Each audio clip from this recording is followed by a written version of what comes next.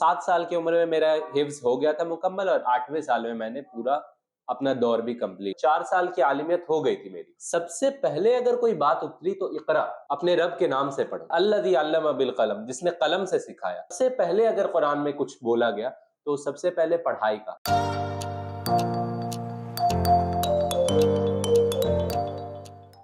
तो ये बात थी कि मैं 12th में ऐसे था और थोड़ा मोटिवेशन था मेरे में। तो फिर सर आप भी थे, आप रेगुलर हो गए फिर, तो आपसे पढ़ते-पढ़ते फिर मतलब मुझे पता चला कि हाँ, ऐसे पढ़ने का तरीका होता है, ऐसे बुक्स सॉल्व की जाती हैं। 11th में मुझे बुक्स का भी उतना पता नहीं था कि कौन-सी बुक्स करनी है, लेकिन 12th में आकर आइडिया हुआ, सारी चीज़ें हुई, तो उसको मिलाकर जब मैंने बुक्स किया, जो बुक्स में ना आता वो मैं टीचर से डाउट पूछ लेता था, फिर उसे करेक्शन करता, फिर टेस्ट देता, टेस्ट में करेक्शन, ऐसे करते-करते मैं सही बताऊँ तो 11th में जितने यहाँ वीकली टेस्ट हुए मैंने वो तो दिए, लेकिन वो कम टेस्ट मुझे लगे।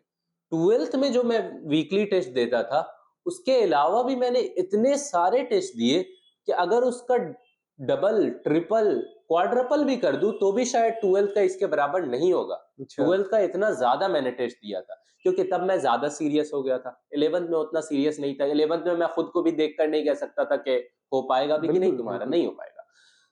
तो 12th में आधा 12th मेरा 500 के अंदर था। बिल्कुल, हमें पता है। तो भी हाँ। मार्क्स नहीं इंक्रीज हुँ, किए। लेकिन 12th के आधे के बाद जब मैं ये एहसास हुआ मुझे कि ये जो अंधों के बीच कान्हा राजा वाली बात है, हुँ। तो उसका मतलब तब मुझे समझ आया कि मुझे अपने कॉम्पिटिटर्स को देखना पड़ेगा बिल्कुल, कि बिल्कुल। मैं उनसे कॉम्पीट कर रहा हूँ जो 400 ला रहे हैं।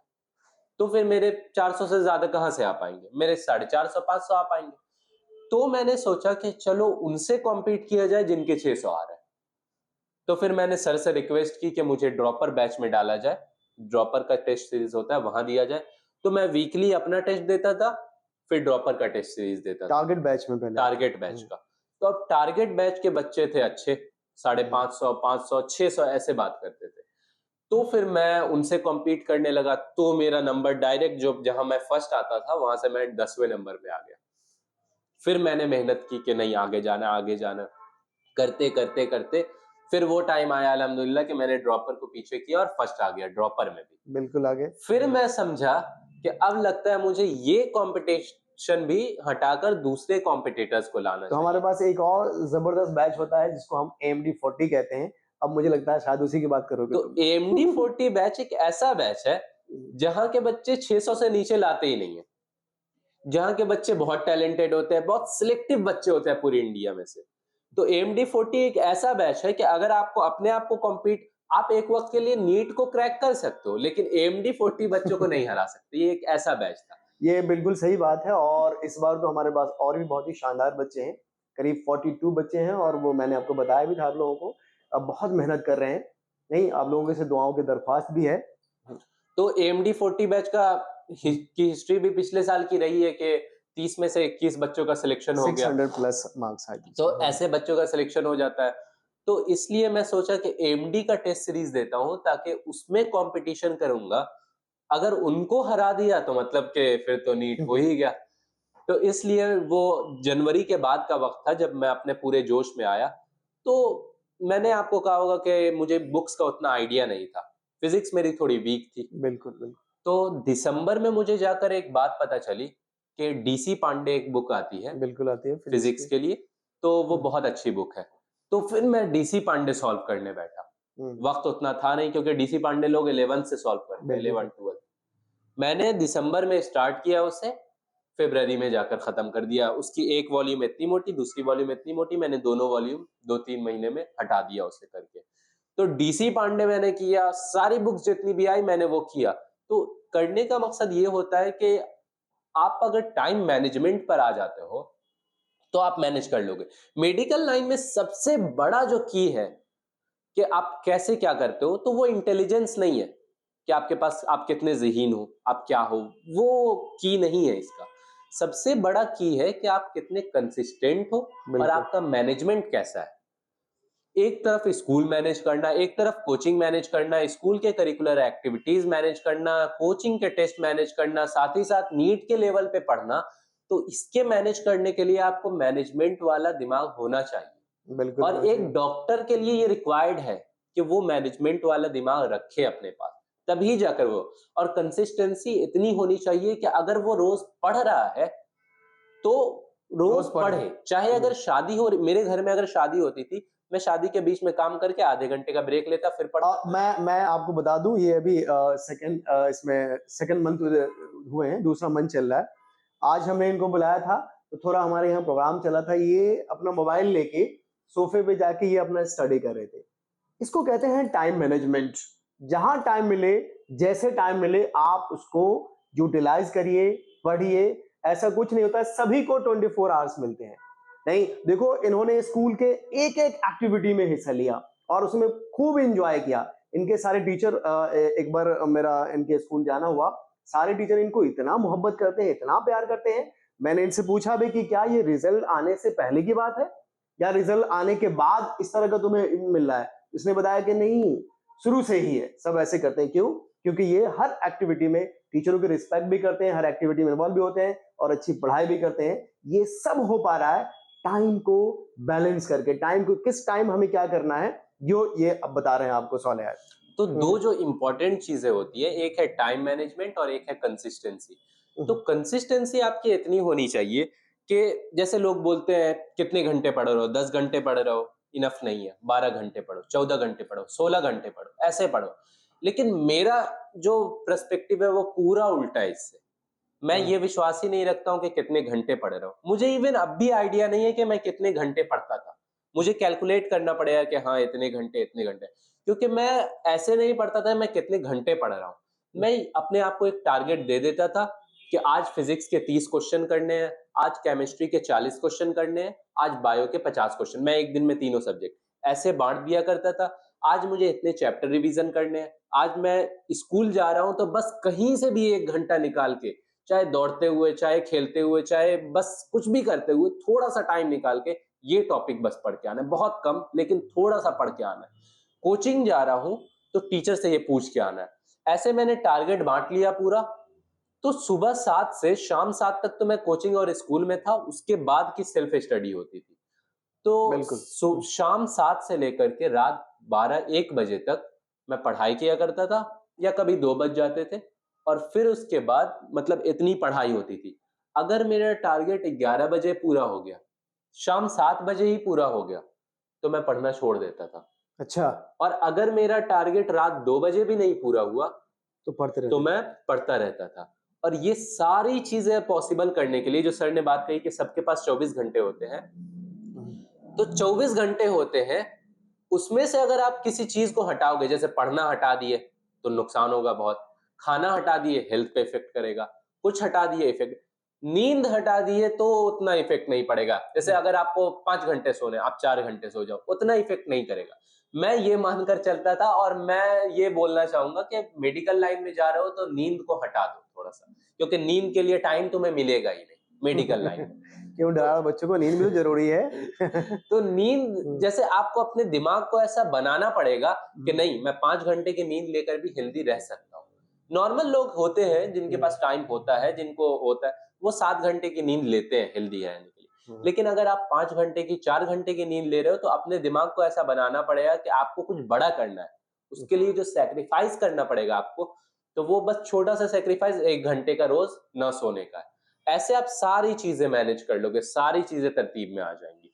तो अब मैं 2 बजे या 1 बजे सो जाता था, तो 2, 3, 4, 5, 6 5 घंटे सो लिया। अगर 2 बजे सो गया, तो 4 घंटे सो लिया। ऐसे 4-5 घंटे सोकर मैं सारी चीज़ें मैनेज कर लिया करता था। फिर सुबह 6 बजे उठा और फिर नमाज़ जितना भी होता है, फिर स्कूल जाना, वो सारी चीज़ें वैसे ही साइकिल दोहरा ली जाती थी।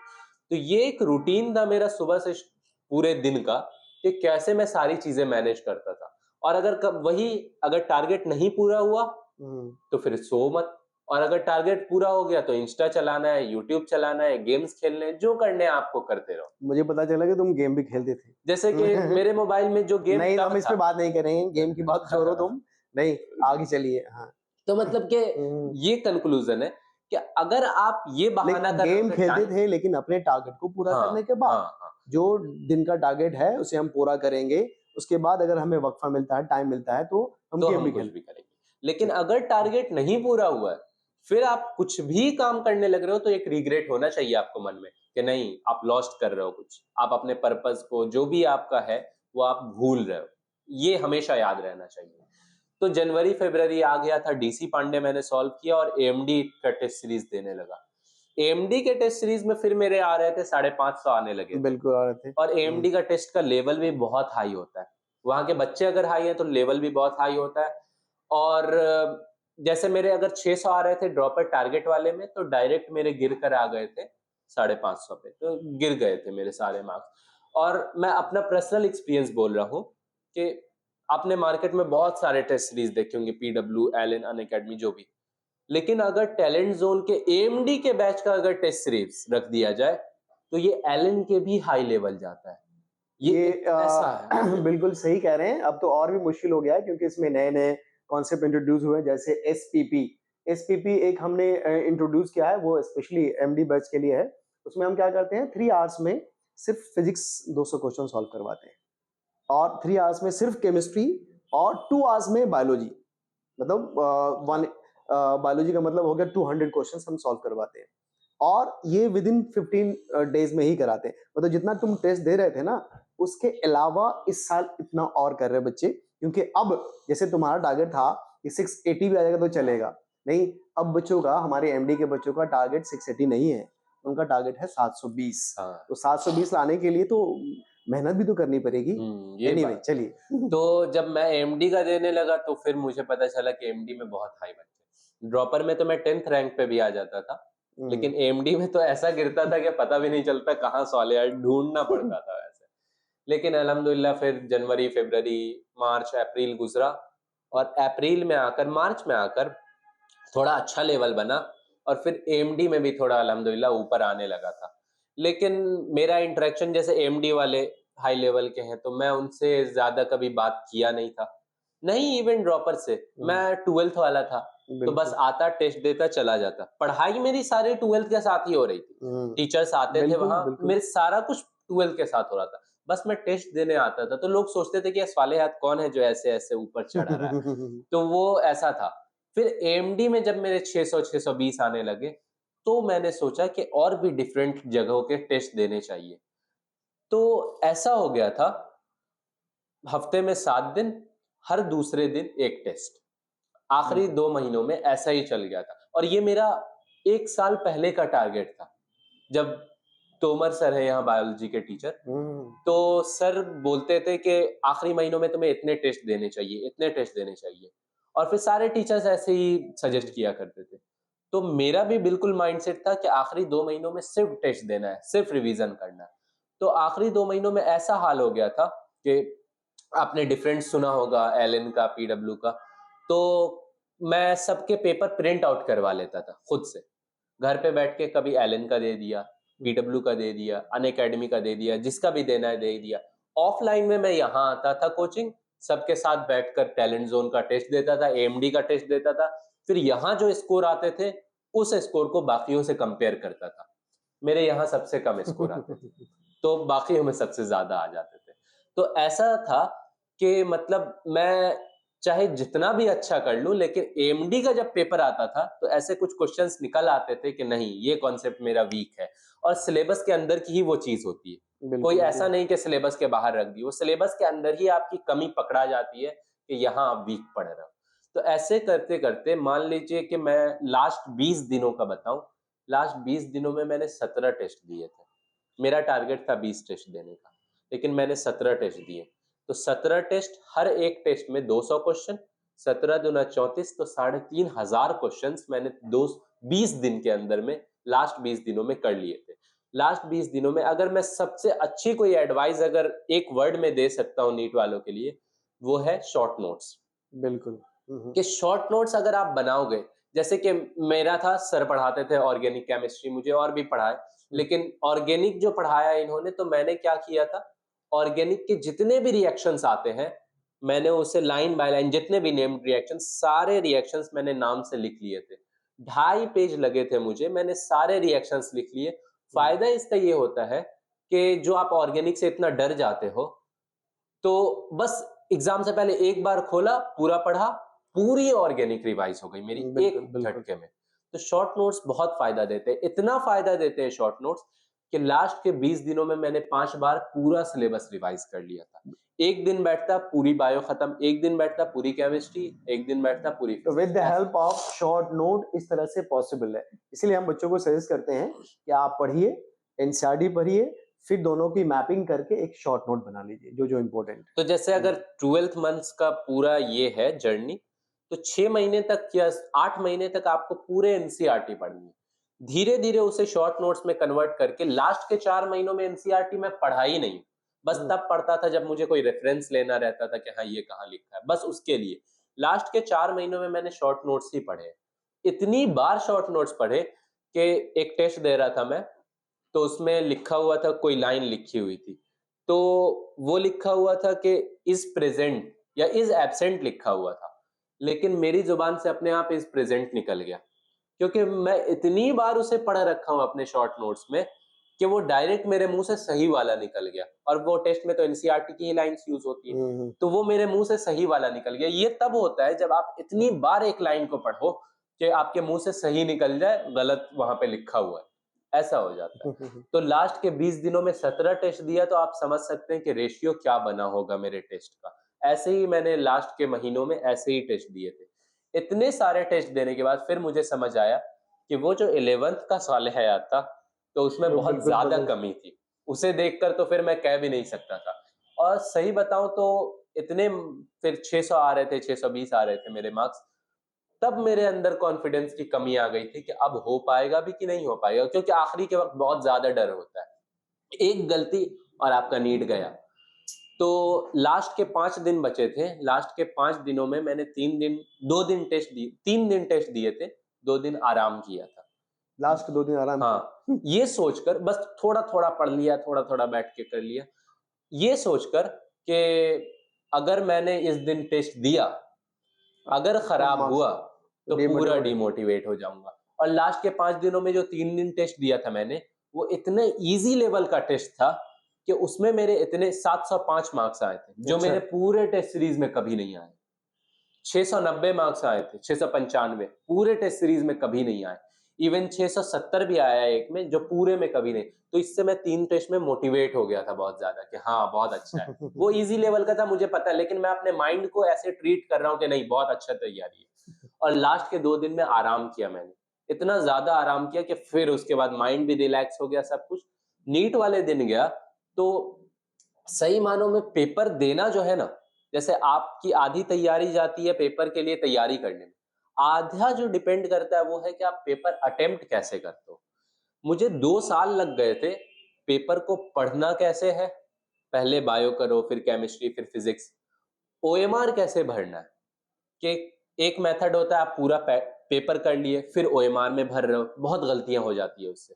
एक मेथड होता है, आप एक सेक्शन कर लिए, उसको ओएमआर में भर रहे हो। एक मेथड होता है कि एक क्वेश्चन किया एक भरा, एक क्वेश्चन किया एक भरा। हर हम्म, मेथड में कोई ना कोई खराबी होती है। मुझे 2 साल लग गए थे अपना मेथड चूज करने में कि करो भरो वाला, एक करो एक भरो। वैसे कर करके मैंने अपनी पूरी स्ट्रेटजी बनाई। नीट वाले दिन मेरा सिर्फ एक माइंडसेट था कि कुछ भी हो जाए, मैं अपनी पिछली स्ट्रेटजीज को नहीं बदलूंगा, बिल्कुल। चाहे कुछ भी हो जाए। पेपर जैसे देता था मॉक टेस्ट में वैसे दूंगा, जो खा के जाता था वही खा के जाऊंगा, जैसे सो के जाता था वैसे सो के जाऊंगा। क्योंकि ऐसा होता है, एक भी चीज अगर डिफर कर जाए तो हार्ट तो बीट आपका परफॉर्मेंस कम हो स्टार्ट गया। होगा और सारी चीजें बिगड़ जाएंगी एक साथ।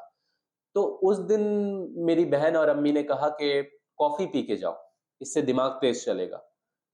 तो मैं कॉफ़ी पीने लगा आखिरी मोमेंट में। मुझे फिर डर लगने लगा कि कहीं मैं ये एक अलग चीज़ कर रहा हूँ, कहीं कुछ ऐसी खराबी हो गई एग्ज़ाम हॉल में, तो मुझे लगेगा कि यही कॉफ़ी ही इसका कारण था। तो इस वजह से कॉफ़ी भी थोड़ी-सी पिया और फिर साइड कर दिया कि नहीं, नहीं, मुझसे नहीं पी जाएगी अब कॉफ़ी। और फिर मैं एग्ज़ाम हॉल में गया। बैठा एग्ज़ाम हॉल में, आराम से बैठा, सारी चीज़ें पहले माइंड रिलैक्स किया, उसके बाद पेपर देना शुरू किया। तो मेरी स्ट्रैटेजी ये थी कि पेपर को कुछ राउंड्स में करना। पहले राउंड में वो क्वेश्चन जो कि देखते बहुत के ही साथ आसान। हो जाएँ। दूसरे राउंड में वो क्वेश्चन जो थोड़ा टाइम ले। तीसरे राउंड में वो क्वेश्चन जो कि नहीं आते हैं। तो तीसरे राउंड में फिर दो थोड़ा दिमाग तेज़ चलता है, तो वो भी हो सकते हैं, ऐसा हो जाता था। तो अगर कोई क्वेश्चन मेरा ज़्यादा टाइम लेता या फिर नहीं होता, तो मैं उसे रोक देता था। ऐसा नहीं मैं उस पे जान लगा देता कि हो क्यों नहीं रहा है। क्योंकि अगर हर क्वेश्चन 4 मार्क्स के हैं, एक को 1 सेकंड में कर लिया, एक को 1 मिनट में, एक को 1 घंटे में, मार्क्स सब सेम देंगे, लेकिन फ़र्क ये रहेगा कि आपका टाइम बहुत लॉस्ट हो जाएगा। बिल्कुल, बिल्कुल। तो इस वजह से मेरी सिंपल स्ट्रैटेजी थी कि पहले राउंड में सारी वो चीज़ें कर लो जो कि आराम से मार्क्स दे दे। पहला राउंड हो गया तो 600 मार्क्स तो अपने पास रख गए। दूसरा राउंड होगा 650 आ जाएँगे। तीसरा राउंड होगा तो 20-30 मार्क्स और बढ़ जाएँगे। लेकिन जब मैंने पेरा पूरा पेपर दे दिया, तो मैं वापस बाहर आया तो मैंने अपने घर वालों को कह दिया था कि अगर मैंने 5 उँगली शेयर की, दिखाया तो मतलब पेपर बहुत अच्छा है। 3 तो मीडियम है। 1 मतलब मत पूछना आप। ये बात थी। लेकिन मैं पहले निकल गया था और मैंने ये मौका ही नहीं दिया कि मैं हाथ दिखाऊँ। अच्छा, क्योंकि मैं खुद कन्फ्यूज़न में था कि पेपर कैसा गया है, वो चेक करना पड़ता है। पेपर देके डायरेक्ट मैं टैलेंट ज़ोन आया बिल्कुल आए थे और आप। फिर उसके बाद मैं पेपर चालू किया चेक करना। सबसे पहले तोमर सर के साथ बायो का किया, बाकी टीचर्स के साथ हुँ, सब्जेक्ट्स का करता गया। फिर धीरे-धीरे पता चला कि मेरे मार्क्स 685 बन रहे हैं या 680 बन रहा है, उसके हिसाब से क्योंकि एक कंट्रोवर्शियल क्वेश्चन था। मैंने उसके हिसाब से अपने मार्क्स को फाइनल बोल दिया 680 आ रहा है और 680 अल्हम्दुलिल्लाह एक अच्छे मार्क्स थे। बिल्कुल। तो वो अब भी अच्छे मार्क्स हैं 680। तो मैंने उसी को फाइनल समझा और फिर उसके बाद मैंने सबको बोल दिया कि हाँ 680 आ रहा है। लेकिन मेरे अंदर पता था ये कि ये क्वेश्चन सही जाएगा मेरा और 685 वो बनेंगे। फिजिक्स वाला क्वेश्चन हाँ, था ना? क्योंकि वो मुझे हुँ, अपने ऊपर ट्रस्ट था कि हुँ, इंशाल्लाह वो क्वेश्चन सही जाने वाला है। तो मैं जानता था कि 685 आ रहा है, लेकिन मैंने बोनस से। सबको बोल दिया था कि 680 आ रहे हैं क्योंकि अगर इधर-उधर होता है तो वो मैनेज हो जाए। हुँ, मेरा पहला टाइम था, तो मुझे इतना डर लग रहा था कि उस रात को मैंने जाकर अपने सीनियर को कॉल किया कि सर हुँ, ये हुँ। ओएमआर तो भर दिया, डर लग रहा है कि कहीं ओएमआर रिजेक्ट तो नहीं हो जाएगा ना? तो उन्होंने समझाया ऐसा कोई सिस्टम नहीं होता, ओएमआर कभी रिजेक्ट नहीं होता, तुम्हारा हो गया होगा, तुम टेंशन मत लो। हुँ, मैंने बोला वो पेज निकल गया था, बोला कोई बात नहीं पेज निकल जाता है, कोई बात नहीं। 1 महीना हो गया उसके बाद आंसर की आया, आंसर की आने तक मैं इस टेंशन में था कि आंसर की आएगा कब, ओएमआर आएगा कब? आंसर की से चेक किया तो मेरे 685 बन रहे थे, फिर मैं इस टेंशन में कि ओएमआर तो सही भरा होऊँगा। ओएमआर आ गया फिर इस टेंशन में कि अरे ओएमआर तो आ गया है लेकिन रिजल्ट पे वही आएगा कि नहीं आएगा। फिर उसके बाद करते फाइनली अल्हम्दुलिल्लाह 685 आया। मैं इस पूरी जर्नी को अगर ऊपर से देखूँ ना, तो थोड़ा-सा मैं ये कहना चाहूँगा कि एमडी वाले जो बच्चे थे, उन्होंने बहुत अच्छा स्कोर किया। एक का एम्स दिल्ली में हो गया, बिल्कुल एक का एम्स 710 मार्क्स थे सैफ के हाँ, और 705 साकिब के जो एम्स उनका पटना में। इंटरव्यू भी है शायद इस पे बिल्कुल, बिल्कुल। और एक एम्स पटना भी हो गया है। हाँ। तो ऐसे एमडी वाले बहुत हुँ, अच्छे कॉलेजेस में गए। लेकिन जिनका मुझसे कम रह गया या जिनसे मैं आगे बढ़ गया, तो मैं उसका एक ही रीज़न समझता हूँ कि उनकी नॉलेज मुझसे ज़्यादा है, उनका एक्सपीरियंस मुझसे ज़्यादा है, सब कुछ में वो ज़्यादा है। लेकिन एक चीज़ जो सबसे बड़ी फैक्टर होती है, मैंने हमेशा 720 का टारगेट रखा था और उन्होंने हमेशा 650 या 670 का टारगेट रखा। मैं एक बात आपको बताना चाहूँगा जब कॉन्ट्रडिक्शन हुआ नीट को लेकर आप लोगों को पता है कि इस बार, तो मैं इनसे पूछता था कि अगर मान लो कैंसल हो जाए तो तुम क्या करोगे फिर? इसका जवाब इतना मोटिवेटेड था ना कि मैं बहुत इम्प्रेस हुआ। ये बोलते थे कि सर 685 आ रहे हैं ना, अगर कैंसल हुआ दोबारा हुआ तो 720 लाऊँगा। नहीं, तो इसको बाकी बच्चे डरते थे कि अरे सर कैंसल हो गया तो फिर पता नहीं क्या होगा, नहीं होगा। लेकिन ये ऐसा बच्चा है जिसने पूरा यकीन के साथ कहा कि नहीं सर अगर कैंसल हो जाए तो कोई दिक्कत नहीं है, अब जो कम रह गया ना वो ले आएँगे हम 720। इसे कहते हैं कॉन्फिडेंस। हुँ, जबकि तैयारी मेरी उतनी नहीं हुँ, थी, लेकिन अपने आप को खुश करने के लिए हुँ, अपने दिमाग क्योंकि मैं जानता हूँ, दिमाग को अगर ये समझा दिया जाए कि मुझे ये करना है, तो दिमाग उसको करेगा। लेकिन अगर मैंने अपने दिमाग के हिसाब से मैं चलने लग गया, तब मैं कुछ नहीं कर पाऊँगा। मुझे अपने दिमाग को कंट्रोल करना है। इसलिए मैं हमेशा ये बोलता था अगर कैंसल हो गया, तो अभी 35 हुँ, कटे हैं, वो 35 ले लूँगा वापस। बिल्कुल। तो वैसा था। चलो आप बताओ जो बच्चे तैयारी कर रहे हैं और बहुत सारे बच्चे हैं जो तालीम से थोड़ा दूर रह रहे हैं, क्या उनके लिए क्या मशवरा है आपको? ख़ासकर हमारी कम्युनिटी में जो लोग हैं वो तालीम को मुझे लगता है कि सेकेंडरी मानते हैं, फर्स्ट प्रायोरिटी पे नहीं है। तो क्या ज़रूरी नहीं है कि सब लोग तालीम को फर्स्ट प्रायोरिटी दें? उनके लिए जितनी मेहनत करनी पड़े करें और लोगों से भी गुज़ारिश है कि जो जितना कर सकते हैं मदद करें। इन बच्चों की मदद करें जो स्कूल नहीं जा पा रहे हैं, या जो जा रहे हैं स्कूल फाइनेंशियली वीक हैं, उनकी मदद करें। क्योंकि आप अपने बच्चों को अगर पढ़ाते हो, तो नो डाउट आप अच्छा काम करते हो, नहीं, लेकिन अगर आप किसी और बच्चे को, किसी और गरीब के बच्चे को अगर पढ़ाते हो और वो एक अच्छे रास्ते पे आ जाता है, तो ये अच्छा काम और बड़ा अच्छा काम होगा। तो मैं आप लोगों से भी गुज़ारिश करूँगा और साले भी करेगा कि तालीम के लिए आप लोग थोड़ा आगे आइए। जो सेकेंडरी चीज़ें हैं हमारी, उसको प्रायोरिटी पे लीजिए। किसी भी हद तक जाना पड़े पढ़ने के लिए, जितनी मशक्कत करनी पड़े लोगों को करना चाहिए। हुँ, जैसे ये जो अभी डिस्कशन हमने स्टार्ट किया, तो स्टार्टिंग में ही मैंने ये हुँ, बात कही थी कि पूरी चीज़ों का पर्पज़ ये है कि दीन और दुनिया दोनों को हुँ, साथ लेकर चला जा सके। ये बिल्कुल, पूरा मेन पर्पज़ है। अगर मैं दीन के हवाले कहूँ, तो सबसे पहले जो आयत उतरी है वो इक़रा है। बिल्कुल। ये नहीं उतरी कि नमाज़ पढ़ो, ये नहीं उतरा कि ज़कात दो, हज करो। सबसे पहले अगर कोई बात उतरी तो इक़रा, अपने रब के नाम से पढ़ो। फिर क्या, अल्लज़ी अल्लम बिल कलम, जिसने कलम से सिखाया। हुँ, हुँ, हुँ। कलम की बात हो रही है, पढ़ने की बात हो रही है, ये सारी चीज़ों की बात हो रही है। सबसे पहले अगर कुरान में कुछ बोला गया, तो सबसे पहले पढ़ाई का। तो अब इससे आप अंदाज़ा कर सकते हैं कि प्राइमरी क्या है और सेकेंडरी क्या है। तो बिल्कुल, इसका मतलब सबसे पहले आपको पढ़ाई करनी है। अगर मैं कुछ स्कॉलर्स की बात करूँ, तो स्कॉलर्स का कहना है कि जिसके पास नॉलेज नहीं है, वो ज़िंदा मुर्दा है, उसका दिल मर चुका है। जिंदा मुर्दा, जी। तो हुँ, इसका मतलब वो तालीम नहीं है, तो इसका मतलब वो मुर्दा ही है। वो बस चल रहा है, खा रहा है, पी रहा है, लेकिन वो मुर्दा है। उसके पास तालीम है नहीं, उसे दुनिया की कोई समझ नहीं होगी। तो आप किसी भी फील्ड में जाओ, किसी भी फील्ड की तालीम ले लो, तो आप एक जिंदा हो। आपके पास एक पावर रहेगी हमेशा कि हाँ, आपके पास तालीम है। अगर आपके पास तालीम नहीं है, तो आप चाहे कितने भी करोड़पति हो जाओ, तालीम वाला तुम्हारे पास आएगा और आपके दिमाग को पूरा बदल देगा, आपसे सारी चीजें ले जाएगा, आपको पता भी नहीं लगेगा। तो एक तालीम और एक गैर तालीम वालों में यही फर्क होता है। तो ये सबसे बेसिक चीज है कि आपको प्राइमरी क्या करना है और सेकेंडरी क्या करना है।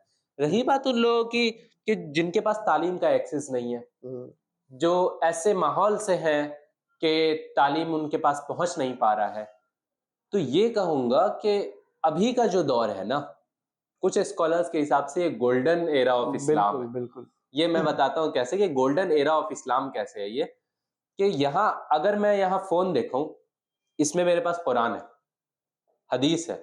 अभी मैं बैठे-बैठे बोल सकता हूँ कि ये हदीस जो इमाम बुखारी ने इतने सालों तक मेहनत करके ये पाई होगी ना, या पहले के सालों में इतने दूर जाकर वो उस हदीस के बारे में पूछे होंगे, वो मैं अभी बैठे-बैठे 1 सेकंड में देख सकता हूँ। इस बिल्कुल, आयत का तर्जुमा चाहिए, मैं अभी देख सकता हूँ।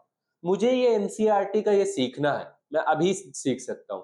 तो ये जो रिसोर्स है ना आपके पास मोबाइल फ़ोन का, ये एक गोल्डन एरा आपको बनाता है कि आपके हाथ में सारी चीज़ें हैं।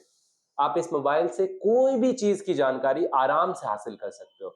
और अगर मैं पैसे की बात छोड़ दूँ, यूट्यूब पर ही आप देख लें, तो फ्री के ऐसे मटेरियल हैं, सर का ही एक चैनल है, सर के चैनल पर भी लेक्चर्स पड़े हुए हैं। तो मतलब फ्री के रिसोर्सेज अगर आप देखना चाहेंगे तो इतने हैं, मैंने भी अपने नीट की जर्नी में यूज़ किए, तो इतने हैं कि आप आराम से क्रैक कर सकते हो। लेकिन उसके लिए क्या है, आपको जागरूक होना पड़ेगा, आपको आगे आना पड़ेगा, ये अपने अंदर हिम्मत बनानी है कि चाहे मुश्किलें जितनी भी आए, मुझे करना है। कुछ बच्चे होते हैं या माँ-बाप होते हैं, वो सोचते हैं कि रात में बच्चा पढ़ेगा, सुबह में पढ़े, सुबह उठ के पढ़े, सुबह की पढ़ाई ज़्यादा अच्छी होती है। दिन में पढ़े, रात में ही क्यों पढ़ेगा? तो मतलब थोड़ी कंट्रोवर्शियल बात हो जाती है कि रात में पढ़ना है, सुबह में। क्यों, मैं इस बात को यहाँ पे नहीं छेड़ता, लेकिन ये बात थोड़ी इम्पोर्टेंट हो जाती है। जैसे अली रज़ी अल्लाह तआला अन्हु का कहना है कि मन तलब अल उला सहर अल लयाली, कि जो बुलंदी को चाहता है तो वो रातों को जागे। अब वो ऐसे बोलने लग रहा है कि नहीं नहीं, रात तो सोने के लिए बनी है, सुबह तो ये काम करने के लिए वो बनी है, लेकिन आप बुलंदी को चाहते हो, और जो बुलंदी को चाहता है तो वो रातों को जागे, और रातों को आपको जागना पड़ेगा, तभी जाकर आप बुलंदी पा सकते हो। तो सुबह पूरे दिन तो आपको पढ़ना ही है, लेकिन रातों को भी आपको जागना पड़ेगा अपने आप को पूरा मेंटेन करने के लिए, पूरी बुलंदी पाने के लिए। इसलिए मैं कहूंगा कि अगर आप जब चाह रहे हो कि आपको तालीम चाहिए, आपको ये चीज में सक्सेस करना है, सबसे पहले दुआ करो, बिल्कुल। जुड़ जाओ, अल्लाह से जुड़ जाओ, क्योंकि वही है जो सब कुछ देगा, ठीक है। तो अगर ये चीज है आपके पास, तो दूसरा क्या है कि आप उसके लिए लग जाओ। जैसे आपने एक हदीस सुनी होगी कि एक आदमी आते हैं, ऊंट को बस रख देते हैं और आप सल्लल्लाहु अलैहि वसल्लम के पास जाते हैं, बोलते हैं मैंने अल्लाह के हवाले ये ऊंट रख दिया है। तो आप सल्लल्लाहु अलैहि वसल्लम ने कहा पहले ऊँट को बांध दो, फिर बिल्कुल। उसके बाद ट्रस्ट करो कि हाँ, अब अल्लाह पे छोड़ दिया। अगर तुम अपनी तरफ से कुछ करोगे ही नहीं और बैठ जाओगे कि बस अल्लाह पे मैंने यकीन कर लिया हो जाएगा, तो ऐसे नहीं होगा। पहले ऊँट को बाँधना पड़ेगा आपको, फिर जाकर यकीन करना है। तो आप जितनी मेहनत कर सकते हो, करो। मैं नीट से पहले जब ऑटो में जा रहा था, तो मैं अपनी तरफ से ये 100% श्योर था कि अगर सिलेक्शन नहीं होता है मेरा, तो मैं सैटिस्फाइड रहूँगा कि मैंने अपनी तरफ से तो 100% पूरी दिया, मेहनत मैंने करी। एक भी छोड़ा नहीं। मैं जितना कुछ कर सकता था किया, मैं इससे अब ज़्यादा नहीं कर सकता हूँ। मैं इतना था और अल्हम्दुलिल्लाह मेरे कुछ साथी भी हैं, जो कि ऐसे ही थे। लेकिन मैं आपको बताऊँ कि दुआ और मेहनत कहाँ काम आती है? एग्ज़ाम में इन्विजिलेटर्स होते हैं। बिल्कुल तो होते कुछ हैं। इन्विजिलेटर्स ऐसे होते हैं जो कि आपको थोड़ा-सा परेशान कर देते हैं अपने काम की वजह से। इससे आपके एग्ज़ाम में दिक्कत हो जाती है। मेरा इन्विजिलेटर ऐसा था कि उसने पहले ही सब कुछ कर दिया था। तो एग्ज़ाम में बस उसने मेरा 5 मिनट लिया और बाकी सारे में मैं अपना पेपर किया। बाकियों में क्या होता है कि 20-20 मिनट तक इन्विजिलेटर खुद ले जाते हैं। तो 3 घंटे 20 मिनट में तो 20 मिनट चला गया, 3 घंटे में पेपर करना है। ऐसे प्रेशर हाई हो के आपकी तैयारी चाहे जितनी अच्छी रहे, तो भी आपका पेपर खराब चला जाता है।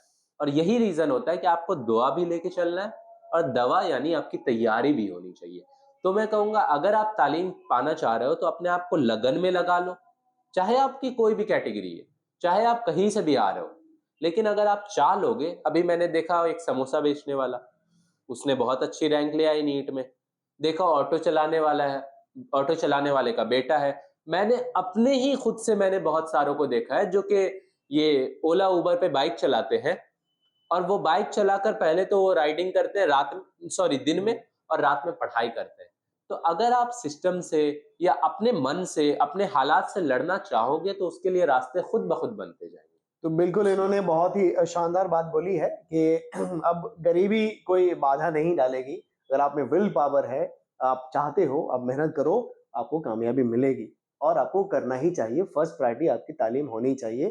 तो इसके साथ ही तो मैंने जैसा कि बताया कि साले-हयात हैं और ये फर्स्ट ईयर एमबीबीएस स्टूडेंट हैं, हाफ़िज़ कुरान भी हैं और उनका विज़न भी बहुत शानदार है।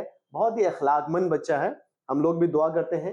आप लोग भी इनके लिए दुआ करिए और ये आगे चल के अपने कंट्री के लिए, अपने देश के लिए बहुत अच्छा रोल मॉडल बने, भारत रत्न बने मैं कहूँगा इनको कि ये इतना अच्छा काम करे अपने देश के लिए, अपने देशवासियों के लिए कि ताकि इनको भारत रत्न मिले, खुशियाँ मिले और इसके साथ ही हम लोग अपनी बात खत्म करेंगे। बहुत अस्सलाम शुक्रिया।